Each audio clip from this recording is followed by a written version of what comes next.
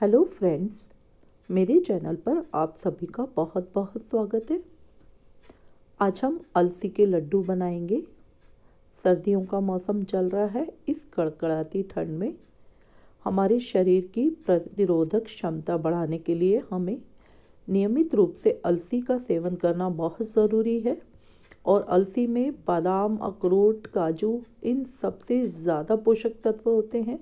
इसमें omega 3, omega 6 पाया जाता है, जो कि कोलेस्ट्रॉल को कम करता है और हमारी प्रतिरोधक क्षमता भी बढ़ाता है। तो हमें अपनी इम्यूनिटी स्ट्रॉन्ग करने के लिए नियमित रूप से अलसी खाना बहुत ज़रूरी है। आज हम इसके लड्डू बनाएंगे। चलिए हम बनाना शुरू करते हैं। मैंने यहाँ पर 400 ग्राम अलसी ली है और हम इसे धीमी आंच पर भून लेंगे। हम ये अलसी आधी आधी करके भूनेंगे क्योंकि अलसी बहुत जल्दी भून जाती है और इसके जलने के चांसेस भी बहुत होते हैं, इसलिए धीमी आंच पर इस तरह लगातार चलाते हुए से भून लें। अलसी जब भी भून जाती है तो ये इस तरह से हल्की ज़्यादा ब्राउन हो जाती है और तड़कने लगती है।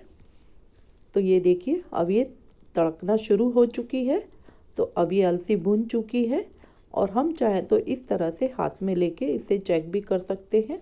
इस तरह से नाखून से दबाने पर ये 2 टुकड़े हो जाएं तो अलसी भून चुकी है। अब हम इसे अलग निकाल लेंगे और इसे ठंडा करने रखेंगे और बाकी बची हुई अलसी भी हम इसी तरह से बिना ऑयल घी के भून लेंगे।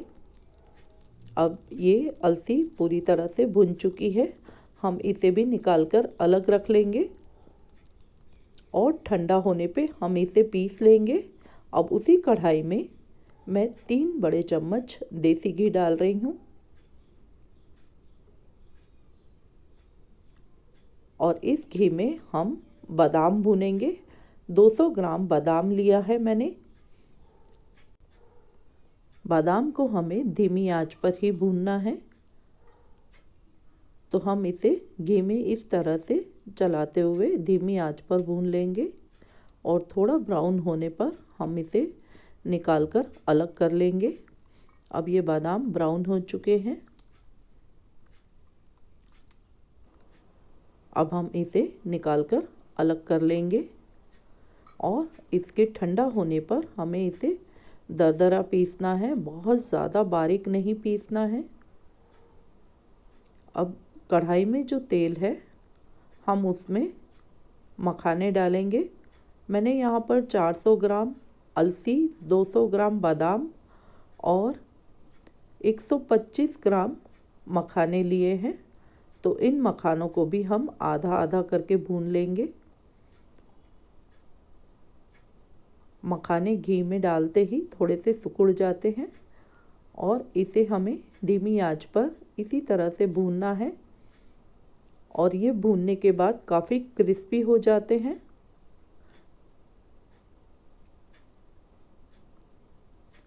बादाम, मखाने और अलसी, इनका कॉम्बिनेशन हमारे शरीर को ही नहीं, हमारे दिमाग को भी मजबूत करता है।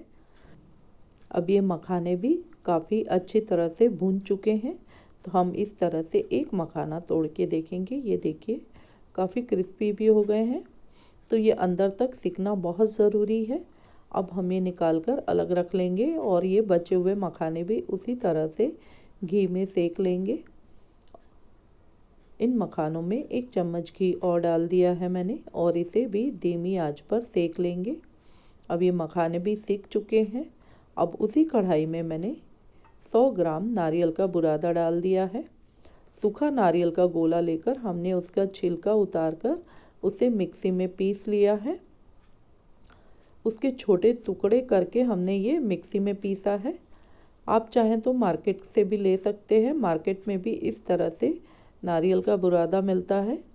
हमें इस नारियल के बुरादे को भी लाइट ब्राउन होने तक सेक लेना है और ये भी धीमी आंच पर इसी तरह से चलाते हुए सेकेंगे ताकि ये बिल्कुल जले नहीं। नारियल बहुत जल्दी जल जाता है। अब वो नारियल भी हमने निकाल कर अलग रख लिया है। अब हम अलसी को पीस लेंगे। इस तरह से हम इसे मिक्सी के जार में डालकर इसको पीस लेंगे। बहुत ज़्यादा महीन नहीं पीसना है हमें इसे। ये देखिए, इस तरह से हमें ये अलसी को पीसना है। अब हम ये निकालकर अलग रख लेंगे और उसी पॉट में हम मखाने पीस लेंगे। मखाने भी हमें दरदरा पीसना है इसे भी।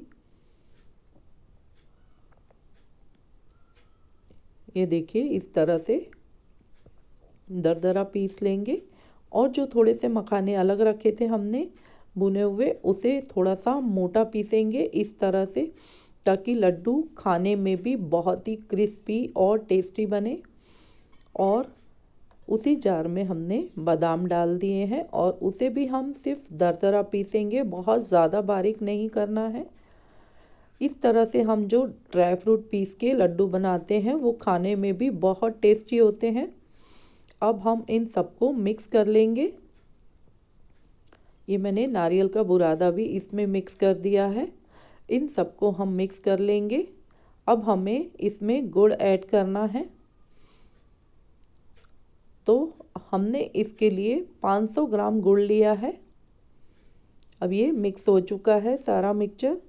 अब हमने ये जो 500 ग्राम गुड़ लिया है इसे क्रश करके हम कढ़ाई में डालेंगे। और हमें इसकी चाशनी नहीं बनानी है, बस गुड़ को अच्छी तरह से मेल्ट करना है। इसके लिए मैं यहाँ पर 3 से 4 चम्मच पानी डाल रही हूँ। गुड़ कढ़ाई में डालते ही जलने की संभावना बहुत ज़्यादा होती है, इसीलिए हम इसमें 3 से 4 चम्मच पानी डाल रहे हैं, ताकि गुड़ जले नहीं और बहुत ही अच्छी तरह से मेल्ट हो जाए। तो जब तक ये मेल्ट होता है हम इस तरह से इसे स्पून से चलाते रहेंगे। अब ये देखिए, गुड़ मेल्ट हो चुका है। तो अब हम ये गरम गरम ही सारे मिश्रण में मिला देंगे। हमने जो ड्राई फ्रूट का मिश्रण बना के रखा है, हम ये सारा गुड़ उसमें डाल देंगे और इसे फटाफट गरम गरम ही मिक्स करेंगे, ताकि ये पूरे लड्डू के मिश्रण में अच्छी तरह से मिक्स हो जाए। और थोड़ा सा जब ठंडा होने लगेगा फिर हम इसे हाथ से मिक्स करेंगे। इस तरह से अच्छी तरह से हाथ से मसलते हुए इसे मिक्स कर लेंगे। और थोड़ा गरम है, उतने में ही हम फटाफट इसके लड्डू बांधना शुरू कर देंगे, क्योंकि ठंडा होने के बाद ये लड्डू बनाते हुए बिखरने के चांसेस ज़्यादा होते हैं। अब देखिए, इस तरह से हम ये लड्डू बना के रख लेंगे। ये लड्डू काफ़ी दिन तक हम सेव करके भी रख सकते हैं और ये काफ़ी हेल्दी होते हैं। तो बच्चों को, बड़ों को, सभी को ये लड्डू खाना बहुत ज़रूरी है। सर्दियों के मौसम में सर्दी, जुकाम, बुखार से सभी से बचाते हैं। मुझे पूरी उम्मीद है कि मेरी आज की रेसिपी आपको ज़रूर पसंद आई होगी। ये देखिए, एक लड्डू हमने इस तरह से तोड़ के दिखाया है। खाने में भी बहुत ही टेस्टी, क्रिस्पी और हेल्थ में भी बहुत ही पौष्टिक हैं ये लड्डू। दोस्तों, अगर आपको मेरी रेसिपीज़ पसंद आ रही है तो प्लीज़ मेरे चैनल को सब्सक्राइब ज़रूर कर दीजिए, लाइक एंड शेयर करना ना भूलें। मुझे पूरी उम्मीद है कि मेरी आज की रेसिपी आपको ज़रूर पसंद आएगी। आप एक बार इस तरह से लड्डू ज़रूर बनाइए।